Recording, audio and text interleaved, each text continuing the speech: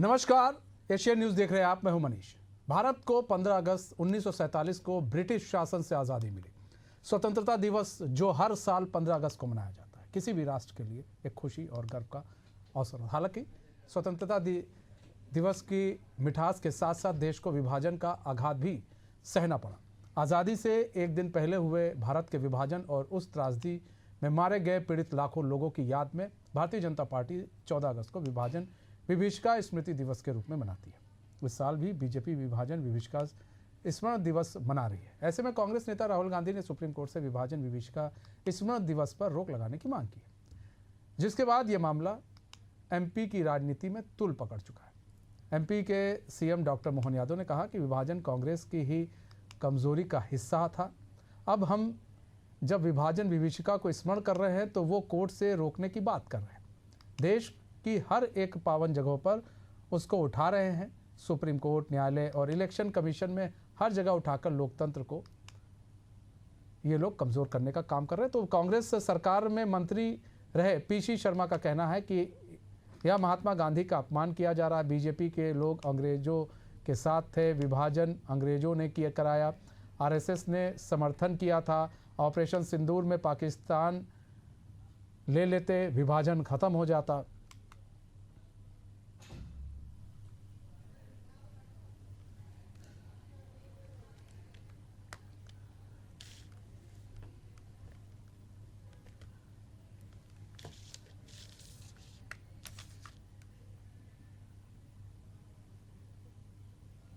विभाजन विभीषिका कांग्रेस की ही कमजोरी का हिस्सा थी। जब देश का बंटवारा देश की आजादी के साथ हुआ और आज जब उसको स्मरण करने आ रहा है तो वो कोर्ट से रोकने की बात कर रहा है। आज भी लोकतंत्र के सभी पावन स्थानों पर वो कमजोरी की बात कर रहा है। इससे चाहे वो सुप्रीम कोर्ट हो, न्यायालय हो या हमारा इलेक्शन कमीशन हो, हर जगह इन पे प्रश्न उठा करके वो लोकतंत्र को कमजोर कर रहे हैं। ये सीधा सीधा महात्मा गांधी का अपमान है। महात्मा गांधी के नेतृत्व में उस समय देश की आज़ादी की लड़ाई लड़ी गई थी और जिस समय दंगे हुए उस समय ये भारतीय जनता पार्टी के कोई लोग तो थे नहीं, ये थे अंग्रेज़ों के साथ। और ये विभाजन किया है अंग्रेज़ों ने ज़बरदस्ती, जिसका साथ उस समय जो भी भारतीय जनता पार्टी के लोग थे उस समय आरएसएस ने एक्चुअली उसका समर्थन किया था। तो इसकी जिम्मेदारी उनकी है। ऐसे में अब राजनीति काफ़ी अपने चरम पर है विभाजन विभीषिका स्मृति दिवस को लेकर, जो कि बीजेपी मना रही है। हमारे साथ हमारे मेहमान जुड़ चुके हैं, कई सवाल हैं, उन सवालों का जवाब हम जानेंगे। हमारे साथ शहरयार खान जुड़ चुके हैं जो कि प्रवक्ता हैं कांग्रेस के, अजय धौले जुड़ चुके हैं बीजेपी के प्रवक्ता हैं, रमेश शर्मा जुड़ चुके हैं जो कि वरिष्ठ पत्रकार हैं। आप सभी का बहुत बहुत स्वागत है एशियन न्यूज़ में। सबसे पहले शहरयार खान जी, आप ही का रुख कर लेते हैं। शहरयार खान जी, बीजेपी जो है वो विभाजन विभीषिका स्मृति दिवस मना रही है क्योंकि विभाजन हुआ था, देश का बंटवारा हुआ था, इस दौरान कई लोग मारे गए थे। इसको लेकर बीजेपी अपना कार्यक्रम चला रही है। सर, क्या परेशानी, क्यों दिक्कत आ रही है? राहुल गांधी कोर्ट तक पहुंच गए, आखिर क्यों?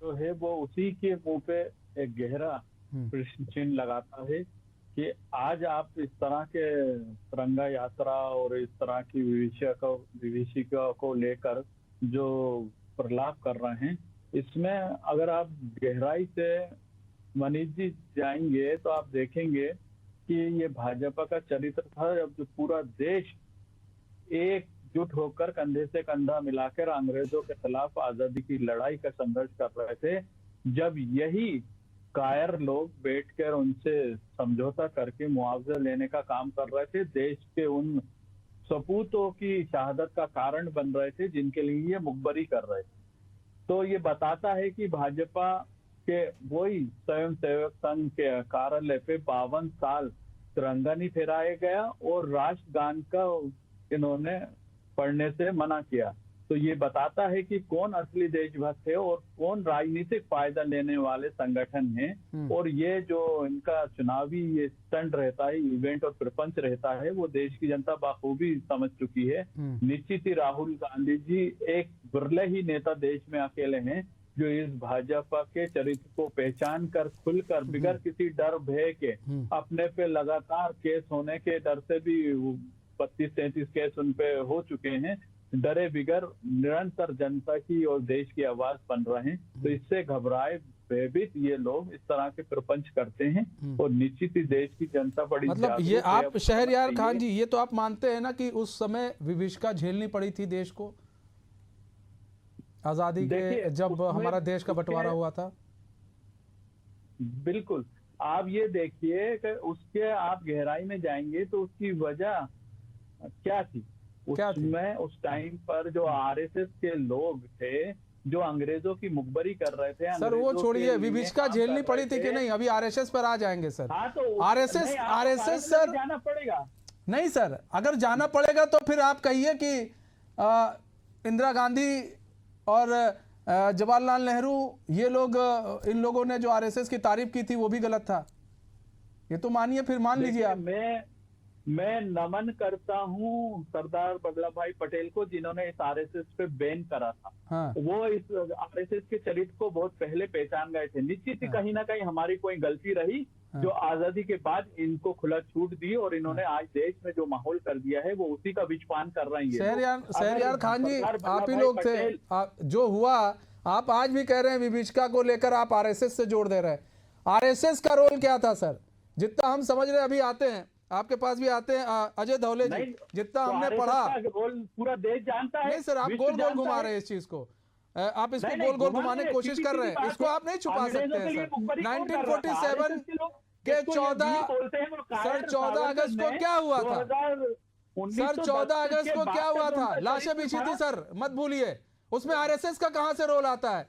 अजय धौले जी कुछ भी बोलेंगे आप, ठीक है? नहीं है, आप इतिहास पढ़ के बैठिए सर। हम इतिहास पढ़े हैं सर, इतिहास के ही बारे में भी हम आपको बता रहे हैं। आज मैं इतिहास ही बताऊंगा, कांग्रेस को मैं इतिहास बताऊंगा। अरे मनीष जी, आपको पता नहीं, गलत चीजों को ना फैलाएं, भ्रामक चीजों को ना फैलाएं यहाँ पर। इतिहास आज इतिहास ही पढ़ा जाएगा सर।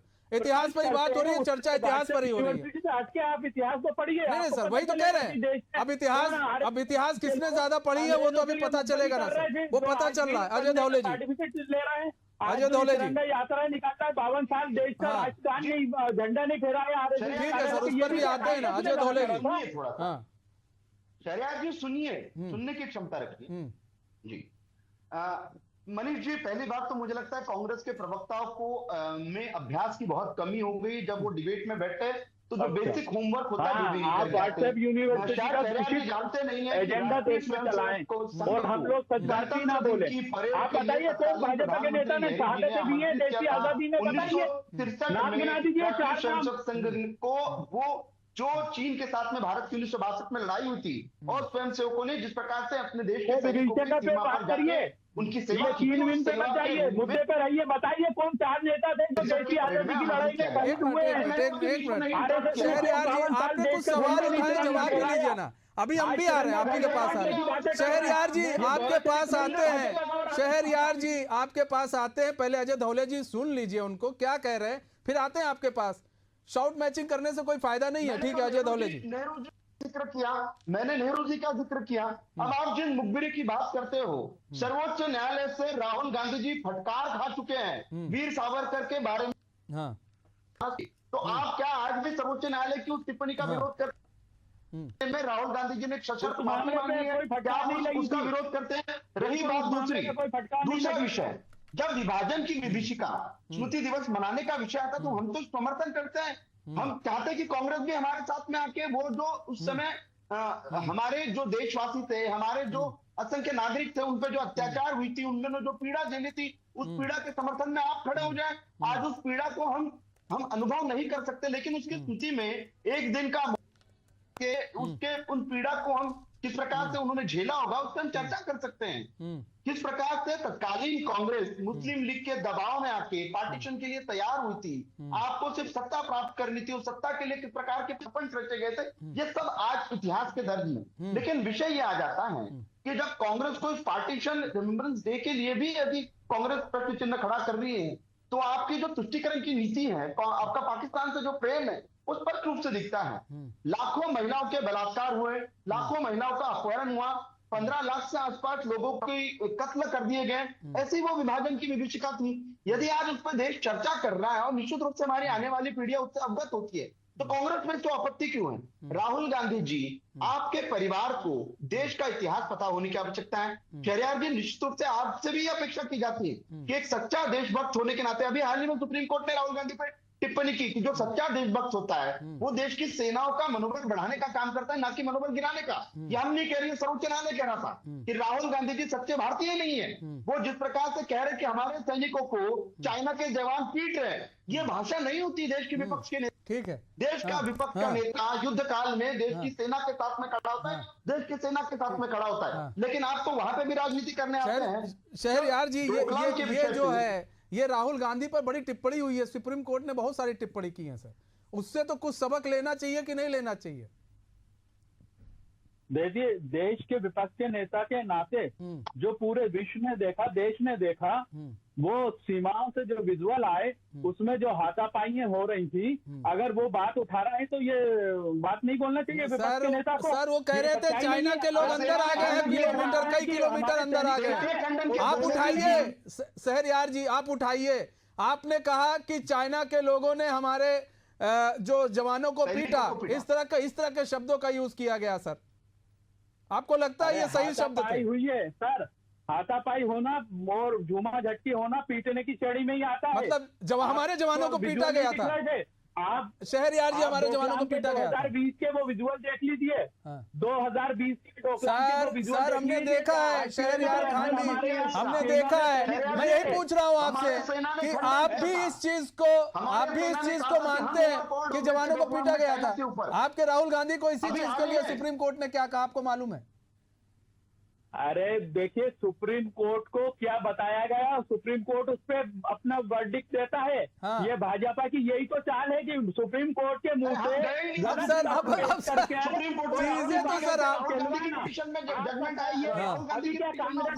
नहीं लगता है शहरयार खान जी, राहुल गांधी कुछ ऐसा कर जाते हैं जिससे कांग्रेस पार्टी बैकफुट पर आ जाती है? शहरयार खान जी, राहुल गांधी कुछ ऐसा कर जाते हैं जिससे कांग्रेस पार्टी बैकफुट पर आ जाती है? अरे मनीष जी, ये भी राहुल गांधी ने बोला था पहलगांव में, अभी जो पाकिस्तान पे हमला किया भारत ने, उसका जवाब दिया। पूरा देश, विपक्ष की सारी पार्टियां कंधा से कंधा मिला के सरकार के साथ खड़े थे नहीं थे। उसके बाद आपने पाकिस्तान से आए फोन पर, जब हम वो ऑक्यूपाइड कश्मीर सर कहाँ चले जा रहे हैं सर? शहरयार खान जी कहाँ चले जा रहे हैं सर? अगर आप देश के प्रधानमंत्री को नहीं सर, अब नहीं सर, फिर इतिहास फिर आपको हमको पढ़ाना पड़ेगा शहरयार खान जी, फिर इतिहास पढ़ना पड़ेगा आपको, फिर इतिहास पढ़ना पड़ेगा। एक बार इंदिरा गांधी को पढ़ना पड़ेगा। ठीक है वरिष्ठ पत्रकार रमेश वर्मा जी, बार बार जब बात इस तरह की करते हैं, फिर इतिहास की बात करते हैं, फिर विभाजन की बात करते हैं। सर विभाजन का दंश हमारे देश ने झेला है रमेश शर्मा जी, ये आपको भी मालूम है। जो अभी कुछ लोग जो जिंदा होंगे उनसे पूछिए विभाजन का दंश क्या है। कांग्रेस इस चीज को छुपाना चाहती है, बीजेपी बताना चाहती है।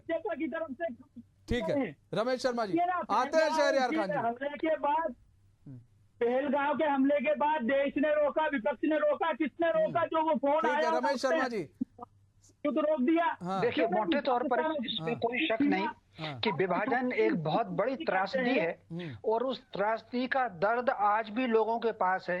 कितने लोग शरणार्थी के रूप में आए हैं। भारत का शायद ऐसा कोई नगर होगा जहां वो शरणार्थी नहीं होंगे। और ये विभाजन की विभीषिका कोई एक दिन में नहीं हो गई, इसकी बाकायदा भूमिका बनी थी। और इसकी अगर भूमिका को देखेंगे, हालांकि मैंने उस समय जन्म नहीं लिया था, लेकिन ऐसी पुस्तकें हैं। मैं 2 पुस्तकों का 3 पुस्तकों का आपको उल्लेख करना चाहूंगा। एक पुस्तक सर सैयद अहमद जी जी ने लिखी हुई है, जिसका उन्होंने लिखा है बगावत हिंद। ये पुस्तक आई है 1859 में और ये अमेज़न पर उपलब्ध है, इसको मंगा सकते हैं आप। उसमें उन्होंने लिखा है कि 1857 की क्रांति जो है वो हिंदुओं का विद्रोह है और मुसलमान जो है वो अंग्रेजों की वफादार कौम है। ये सर सैयद अहमद ने लिखा है। ये सर सैयद अहमद वही हैं जिन्होंने आगे चल करके अलीगढ़ मुस्लिम विश्वविद्यालय की स्थापना की। आगे चल करके सर सैयद अहमद के ही लेखों का एक संकलन है जो उनके 1887 में जो नेशनल बुक ट्रस्ट में उपलब्ध है। ये किताब आज भी आप मंगा सकते हैं अमेज़न से। उसमें उन्होंने लिखा हिंदू और मुसलमान दो राष्ट्र हैं, हिंदू और मुसलमान रह नहीं सकते, मुसलमानों का अलग राष्ट्र चाहिए। ये सर सैयद अहमद ने लिखा हुआ है। 1906 में जब मुस्लिम लीग बनी, ढाका में मुस्लिम लीग की स्थापना का अधिवेशन हुआ, उसमें सारे मुस्लिम राजा थे और उसमें मांग की गई कि उसमें कहा गया कि अंग्रेजों ने जो सत्ता ली है वो चूंकि मुस्लिम शासकों से ली है, लिहाजा वो हमको वापस करें या हमको दें। तो उस समय जो भी उस समय थे, उन्होंने अंग्रेजों ने कहा कि हम मुसलमानों को उनका अधिकार दें। और एक बड़ी एक आश्चर्यजनक बात है, संस्थापना किसने की? कांग्रेस की संस्थापना की एयू हुम ने, जो इटावा में 1857 में वो इटावा में कलेक्टर थे और जब क्रांतिकारी वहां से भागे हैं और ये आरएसएस वाले ने नहीं लिखा हुआ है, ये प्रसंग बैटनबर्न ने लिखा हुआ है। बैटनबर्न अंग्रेज गवर्नमेंट में सेक्रेटरी था। आगे चल करके 1910 में ये कांग्रेस का अध्यक्ष बना और ये 1888 में ये कांग्रेस अध्यक्ष बना। और इसने उसमें लिखा है खास तौर से, आप कल्पना कर सकते हैं कि कांग्रेस की स्थापना क्यों की गई है, ये बैटनबर्न की किताब में है। और कुल मिलाकर के ये जो सारा का सारा है, 1910 में जब बैटनबर्न अध्यक्ष बने तब कांग्रेस ने एक प्रस्ताव पारित किया कि अंग्रेजों से ज्यादा मेहनती कौम दुनिया में कोई नहीं है। ये 1910 का प्रस्ताव है। बैटनबर्न उसके अध्यक्ष थे। 4 अंग्रेज अधिकारी, एक उसमें जॉर्ज यूल थे, एक उसमें अल्फ्रेड वेब थे और ये 4 अंग्रेज अधिकारी रहे हैं जो रिटायरमेंट के बाद कांग्रेस के अध्यक्ष बने। तो कुल मिलाकर के अंग्रेजों से मिला हुआ कौन है? इसके अलावा एक दूसरी बात और कहना चाहूंगा, जून 1946 में जो एक कैबिनेट मिशन भारत आया, इससे पहले सितंबर 1945 में ब्रिटेन के प्रधानमंत्री एटली ने भारत विभाजन की घोषणा की थी। जून 1946 मार्च 1946 में एक कैबिनेट मिशन भारत आया। उसने आरएसएस वालों से बात नहीं की थी भारत विभाजन की, उसने कांग्रेस से बातचीत की थी, उसने मुस्लिम लीग से बातचीत की थी और उसने राजाओं के जो प्रिंसेस काउंसिल है उससे बातचीत की और फिर कुछ लोगों से इंडिविजुअल बातचीत करके पाकिस्तान का मसौदा बना। केवल उसमें जो रह गया। शहरयार खान जी, आप बताइए, जवाब दीजिए। अध्यक्ष आप बनाए, अध्यक्ष आप लोग बनाए अंग्रेजों को और फिर नाम आप लोग गढ़ दें, फिर आरएसएस का, फिर बीजेपी का। बीजेपी की तो स्थापना नहीं हुई थी उस समय। अरे मनीष जी, आप ही बोल लें या मेरे को बोलने दे? सर तो सवाल तो हम पूछेंगे ना शहरयार खान जी, ना कि सवाल भी आप करें और फिर शहरयार खान जी सवाल हमारे मन में तो आप नहीं छुपे हैं ना कि सवाल समझ जाएंगे, अंतर्यामी है तो फिर सवाल समझ जाइएगा सर। तो प्रवक्ता बैठा है आरएसएस के, हमारे पत्रकार बैठे, तो सर हम तो सवाल पूछेंगे ना शहरयार खान जी। हाँ तो सवाल पूछने के बाद बोलने का मौका दीजिए ना। तो सर हम तो बोलने का मौका, सर अभी सवाल मैंने पूछा नहीं, आप कह रहे बोलने का मौका दीजिए। हम तो सवाल पूछ रहे हैं आपसे। सवाल कर दिया था कि बताएं आप जी। तो रमेश जी की बात में मैं बताता हूँ। 1939 में कांग्रेस नहीं मुस्लिम लीग के साथ सरकार चला रही थी। वो कायर लोग चला रहे थे, उसमें मंत्री बने हुए थे जिनको ये सर्टिफिकेट दे रहे हैं देशभक्तों का। ये वो लोग हैं जिन्होंने वो देश की आजादी में कोई 4 ऐसे नाम आज तक नहीं बताए जिन्होंने अपनी शहादतें दी हैं। ये वो लोग हैं। सर आप 4 नाम बताइए कांग्रेस के जिन्होंने शहादत दी है। जो शहरयार खान जी, 4 लोग बड़े नेता, 4 लोग कांग्रेस के बड़े नेता जिन्होंने शहादत दी है, बड़े नेता। शहरयार खान जी, शहरयार खान जी बता दीजिए। अरे बीच में क्यों इंटरवीन कर रहे हैं? तो सर हम तो पूछ रहे हैं सर, सवाल भी ना पूछे। आप 4 नाम उनसे पूछ रहे हैं, 4 नाम हम आपसे पूछ रहे हैं सर। सर आप 4 नाम बताइए ना, कांग्रेस के 4 बड़े ऐसे नेता, 4 बड़े ऐसे नेता जिन्होंने शहादत दी।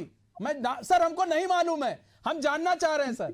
दादी करी और मुआवजे लिए हैं 200 रुपए महीना। सर आप नाम नहीं बता पा रहे हैं, फिर इतिहास की बात करते हैं। हम आपसे जानना चाह रहे हैं 4 बड़े नेता जिन्होंने शहादत दी, मैं उनका नाम जानना चाह रहा हूं सर। मैं नहीं जान रहा हूं, आप जानने मुझे बताइए। भाजपा की तरफ से जनसंघ की तरफ से बताइए आप। सर मैं तो आपसे पूछ रहा हूँ, आप कांग्रेस का झंडा बुलंद कर रहे हैं ना कि बीजेपी का? आप कांग्रेस का कर रहे हैं ना, तो कांग्रेस के 4 बड़े ऐसे नेता के नाम बताइए जिन्होंने शहादत दी, हमको बताइए 1947 में। इतिहास ही नहीं पढ़ा आपने, शायद इतिहास ही नहीं पढ़ा है आपको, इसलिए ये पूछने की जरूरत पड़ रही है। ठीक है अजय धौले जी आप बताइए। हम नहीं पढ़े इतिहास, हम तो कह रहे हैं हम नहीं पढ़े, ये तो पढ़े हैं, ये भी नहीं बता रहे। अजय धौले जी जल्दी से सर। जिन्होंने अपनी शहादत दी है, अपने परिवार के परिवार जैसी हो गई है। कांग्रेस को ना देश से प्रेम बचा है, कांग्रेस को देश के 52 साल तक जिन लोगों ने तिरंगे को नहीं अपनाया। आज वास्तव में विभाजन की विभिषा का 52 साल पूरे देश से था। कांग्रेस भी आती हमारे साथ में मौन जुलूस निकालती, कांग्रेस भी आती प्लेकार्ड उठाती। ठीक है चूंकि समय कम है, हमारे पास समय कम है फिलहाल। आप लोग का बहुत बहुत धन्यवाद हमारे साथ जुड़ने के लिए और अपना बहुमूल्य समय हमें देने के लिए। तो हमारे इस खास पेशकश से बस इतना है, मुझे दीजिए इजाजत। तो खबरों के साथ बने रहने के लिए देखते रहिए एशियन न्यूज़। नमस्कार।